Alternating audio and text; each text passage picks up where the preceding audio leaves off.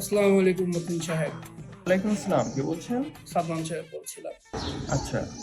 ভাই শুনলাম আপনার নাকি বিবাহযোগ্য মেয়ে আছে। হ্যাঁ, আমার বিবাহ উপযোগী 2টা মেয়ে আছে। আচ্ছা আচ্ছা, তো দুইটা মেয়ে না? আচ্ছা আচ্ছা। আহ, কি করে? বড়জন কি করে আর ছোটজন কি করে? একজন ইঞ্জিনিয়ার, কিছুদিন আগে ইঞ্জিনিয়ারিং শেষ করেছে। আচ্ছা আচ্ছা, বড়জন ইঞ্জিনিয়ার। আর একজন টিকটক করে। ও, ছোটজন টিকটকার। তো বড়জনের জন্য কেমন ছেলে চাচ্ছেন ভাই? একটু মানে ইঞ্জিনিয়ার, ইঞ্জিনিয়ার কি ইঞ্জিনিয়ার? বড় মেয়ের জন্য একটা ছেলে খুঁজছি, যেমন ধরেন একজন ডক্টর হবে বা একটু টাকা পয়সা হবে, এরকম সরকারি চাকরিজীবী এরকম। ও আচ্ছা আচ্ছা, একটু মালকড়ি বেশি। বুঝতে পেরেছি বুঝতে পেরেছি। আর ভাই যে ছোট যে আছে এই যে যে একটু টিকটক টিকটক বানাই।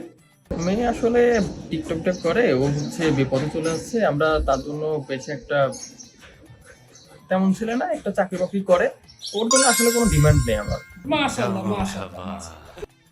মানে মানে ইফতার টিফতার রোজা দিনে বানানো তো। হ্যাঁ, আমার মেয়ে ইফতার বানায়, কিন্তু ইফতার বানাতে চেয়ে একটু টিকটক করে, এই আর কি।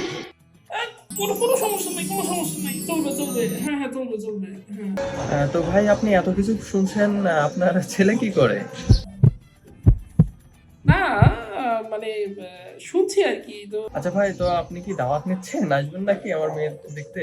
আহ, ঠিক আছে ভাই, তাহলে আমি একটু আলোচনা করে দেখি। আসলে বউয়ের সাথে তো একটু সবার পরামর্শ করতে হবে যে সে দ্বিতীয় বউ আমার বিয়ে করতে দিবে কিনা।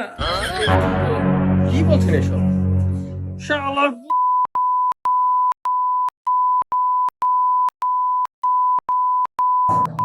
আস্তাগফিরুল্লাহ ভাই, আমি রোজা দিন আসসালামু